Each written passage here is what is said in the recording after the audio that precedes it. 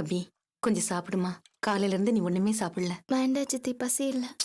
பசி இல்லைனாலும் பரவாயில்ல, தயவு செஞ்சு சாப்பிடு. இல்லைன்னா மயக்கம் வரும். வேண்டாம். சொல்றது கேளு அபி. போ போ சாப்பிடு.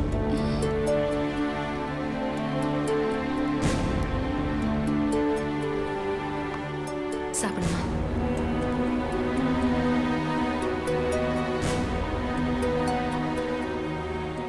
மா யாரு? பந்தல்காரங்கம்மா. பந்தல்காரங்களா? அபி பந்தக்காரங்களுக்கு காசு தரணும். ஆமால.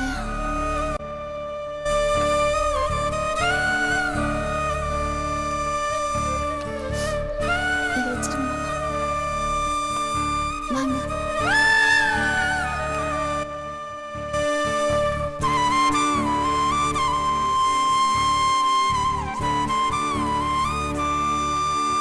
பந்தல்காரங்கம்மா. எவ்வளோப்பா? 3000 ஏன்பா அதான் பேசி குறைச்சோம்ல, மறுபடியும் பழைய ரேட்ல இருந்தா எப்படி? அபி 2500 கொடு. 2500 தானே பேசினாங்க. சரி 2500 கொடுங்கம்மா. என்னங்க மாமா, எண்ணி கொடுங்க.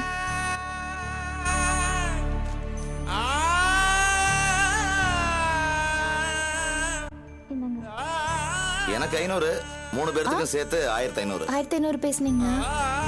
ஆமா சரி கொடுத்துருங்க.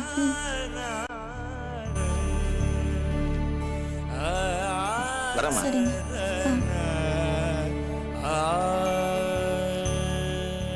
தேங்க்ஸ் அபி. தேங்க்ஸ் எதுக்கு? நான் பண்ண வேண்டியதில் நீ பண்ற, அதுக்கு தேங்க்ஸ்னு சொல்றது ரொம்ப சின்ன வார்த்தை. இதுல என்ன இருக்கு? ஒரு அப்பாவுக்கு பொண்ணு என்ன பண்ணணுமோ அதை தான் நான் பண்றேன்.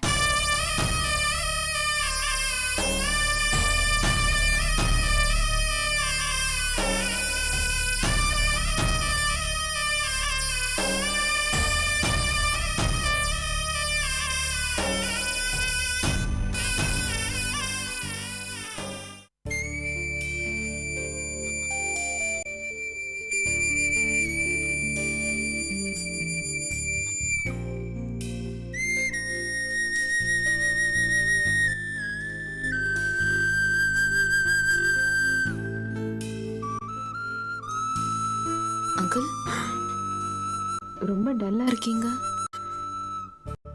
நரேன் நாங்க பத்தி யோசிச்சுட்டு இருக்கீங்களா? ரொம்ப அருமையான மனுஷன் தெரியுமா? எப்பவுமே எல்லார்கிட்டயுமே ரொம்ப நல்ல விதமா பழகுவாரு. அவரோட வயசுக்கும் வீட்டுல அவருக்கு இருந்த பிரச்சனைகளுக்கும் அவர் ரொம்ப டல்லான ஒரு ஆளா இருந்திருக்கணும்.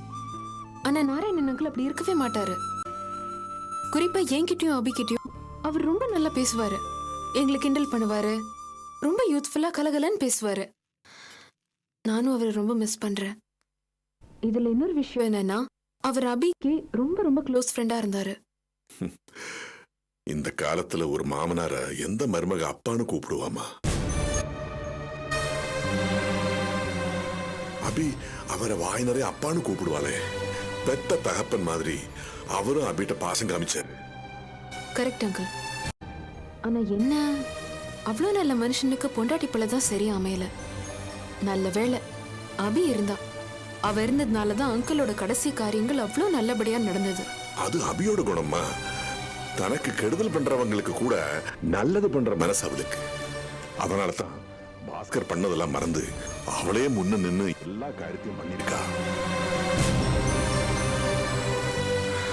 ஆனா ஒண்ணு, அபிக்கு ஒரு நல்ல காரியம் நடக்க போற நேரத்துல இப்படி ஆயிடுச்சு.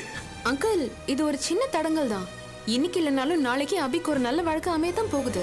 நீங்க வேணா பாருங்களேன், நிச்சயமா அபியோட கல்யாணம் நல்லபடியா நடக்கும். மாமனும் மருமகளும் அடுத்தவங்க குடும்பத்தை பத்தி டீட்டெயிலா அக்கறையா பேசுறீங்களே, அதுல கொஞ்சம் அக்கறையாவது நம்ம குடும்பத்து மேல இருக்கணும். புரியுதா? என்ன காஞ்சனா?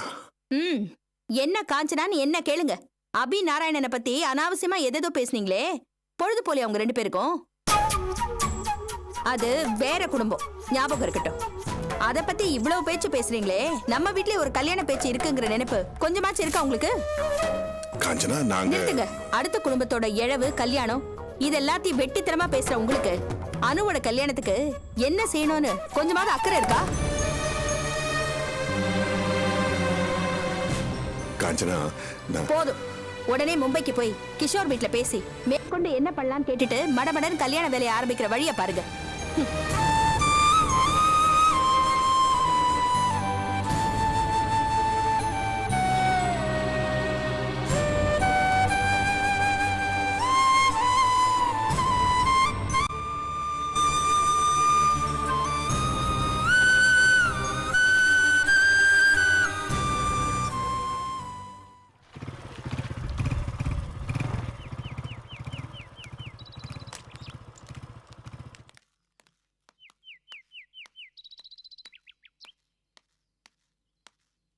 சார் ஆ ஸ்டுடியோல இருந்து வரேன், வர சொல்லியிருந்தீங்களாமே. ஆமாம், அப்பாவோட ஃபோட்டோவை பெருசு பண்ணி லேமினேட் பண்ணோம். போட்டோவா இருக்கா நெகட்டிவா இருக்கா சார்? பழைய ஃபோட்டோவாக தான் இருக்குது, அங்கங்கே ஃபேடாக இருக்குது, டேமேஜாக இருக்குது. நீங்கள் தான் அதை சரி பண்ணணும். பண்ணிடலாம் சார். ஒரு நிமிஷம். வித்யா, வித்யா, என்னண்ணே? உள்ள பெட்டியில் அப்பாவோட பழைய ஃபோட்டோ இருக்கு, போய் எடுத்துட்டு வா. ம், சரி. நீங்கள் உட்காருங்க. சரி சார்.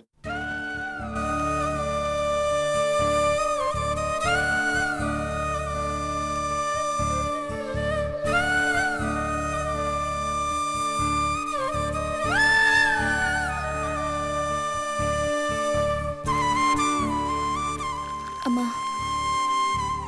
ஃபோட்டோ ஸ்டுடியோலேருந்து ஆள் வந்திருக்காங்க. அப்பாவோட ஃபோட்டோவை எடுத்துட்டு வர சொல்லுது அண்ணன். பெரிய வீடு காலி பண்ணும்போது அப்பாவோட பழைய போட்டோலாம் எடுத்து பெட்டிக்குள்ள வச்சேன். உள்ள இருக்கான்னு போய் பாரு. அக்கா, இந்த டீயை குடிங்க.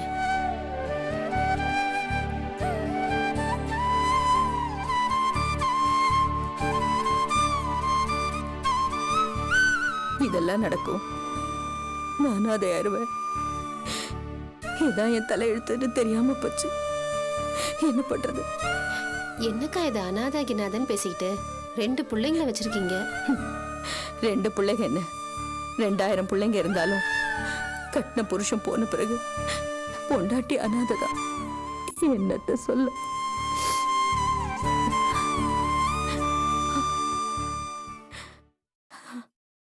ஏங்கா, எங்கக்கா உங்க சம்மந்தி அம்மாவையும் சாரதா அக்காவையும் காணோம்? எங்க போயிட்டாங்க? இங்கதான் இருந்தாங்க. ஏதோ மார்க்கெட்டுக்கு போயிட்டு வரேன்னு வெளியே போனாங்க.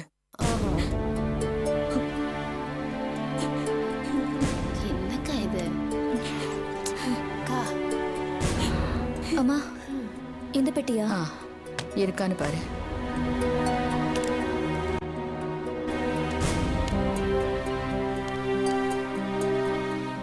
கொடு.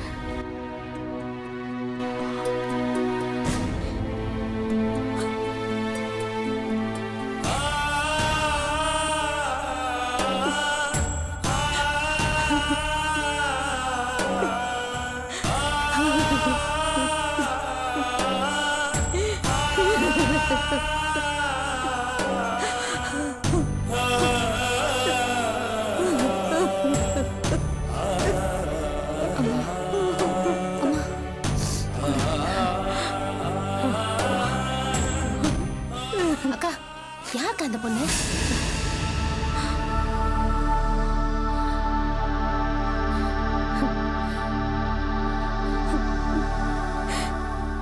இந்த சனியம் பிடிச்ச போட்டோ இன்னும் இந்த வீட்டுல தான் இருக்கா? இதையும் சேர்த்து தலைமுறைகிட்டு வந்திருக்கலாம். இவளால தானே நாங்க இந்த நிலைமைக்கே வந்திருக்கோம். அம்மா, எதுக்குமா இப்போ தேவையில்லாததெல்லாம் பேசுற? என்னத்த தேவையில்லாம பேசுற? எல்லாம் சரியா தாண்டி பேசுற. நாம பாட்டுக்கு செவனேன்னு இருந்தவங்கள சொத்து அது இதுன்னு ஆசை காட்டி உச்சாணி கொம்புல ஏத்தி வச்சுட்டு அங்க இருந்து ஒரேடியா கீழே தள்ளி விட்ட வெள்ள இவ. என் புள்ள பாஸ்கர பெருசா காதல் பண்ற, கல்யாணம் பண்ணிக்கிறேன்னு சொன்னா. சொத்தெல்லாம் உனக்கு தான் மலையளவு ஆசையை காட்டி கல்யாணத்தன்னைக்கு போய் சேர்ந்து போலீஸு கேஸுன்னு எங்களை அலைய வச்சா. சரி, அதெல்லாம் போகட்டும்னு பார்த்தா எழுதி வச்ச சொத்துல ஒரு குண்டு மணி கூட உங்களுக்கு கிடையாதுன்னு திருப்பி வாங்கிக்கிற மாதிரி ஒரு வில்லங்கத்தை வேற வச்சுட்டு போயிட்டா.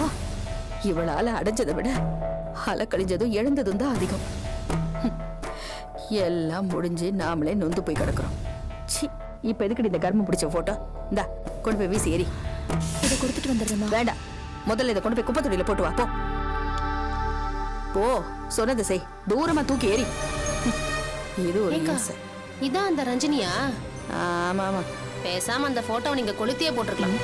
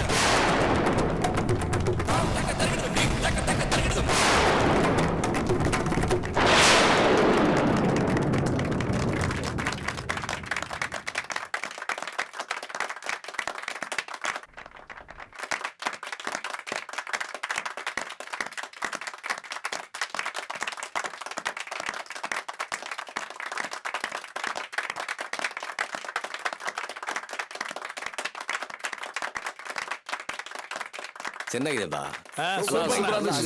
நல்லா இருந்துச்சு. நல்லா ஓகே ஓகே அருமையா இருந்துச்சு. சூப்பரா ஓகே பண்ணிருக்க. தேங்க்யூ தேங்க்யூ பிரமாதமா இருந்துச்சு. ஓகே ஓகே தேங்க்யூ ಹೇಳ್ತಾ ಇದೀನಲ್ಲ Thank you. Okay okay okay ಹಾ. ಓಕೆ ಉಪೇಂದ್ರ ಸೆಲ್ಲಿಗೆ ಹೋಗಿ ಓ ಹೋಗಿ ஒரு நிமிஷம் சார், ஒரு நிமிஷம். உபேந்திரா செல்லுக்கு ஓகே எப்படிண்ணே இந்த மாதிரி இவ்வளவு ஃபீலிங் ஆடுறீங்க? அதுவா, என் மனசுல 2 விஷயம் தான் இருக்கு. ஒன்னு இழப்போட துக்கம், இன்னொன்னு வெறி. இது ரெண்டும் தான் என்னோட டான்ஸ்ல வெளிப்படுது. என்னமோ சொல்றீங்க, ஒண்ணுமே புரியலண்ணே. உங்களுக்கு புரியாது, புரியவும் வேணாம். அண்ணே இவ்ளோ திறமை இருக்குது, அப்புறம் ஏன் திருநீங்க நீங்க? நான் எங்க திருடினேன்? நான் பண்ணாத தப்புக்கு உள்ள வச்சுட்டாங்க. அப்படியா? என்னென்ன சொல்றீங்க? நான் திருடிட்டேன்னு சொல்லி என்ன உள்ள வச்சுட்டாங்க. ஆனா நிஜம் என்ன தெரியுமா? நான் இன்னுமே தான் திருட போறேன், ஆனா பணத்தை இல்லை.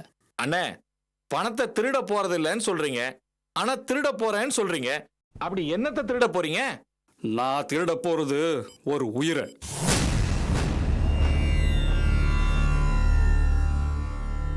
என்னென்ன சொல்றீங்க? நிஜமாவா?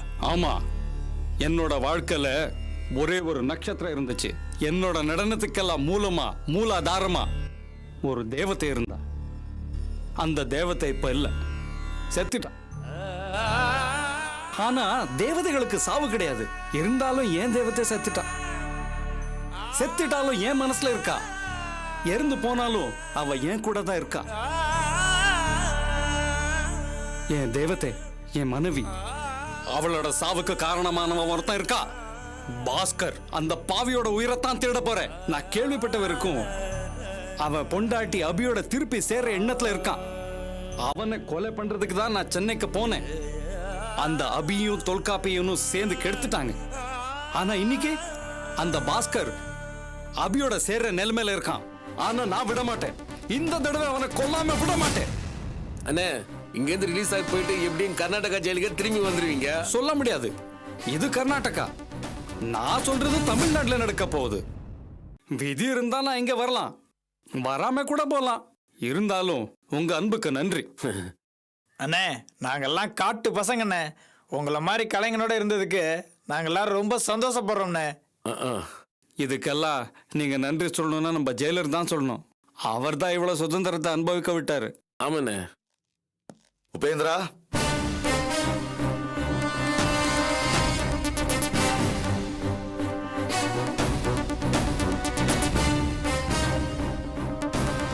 டேய், நீங்களாம் சிலைக்கு போங்க.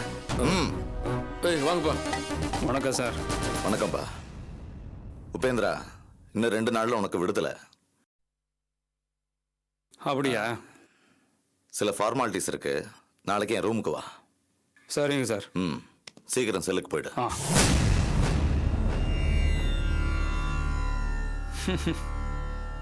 ரஞ்சினி, 2 நாள்ல எனக்கு விடுதலையா.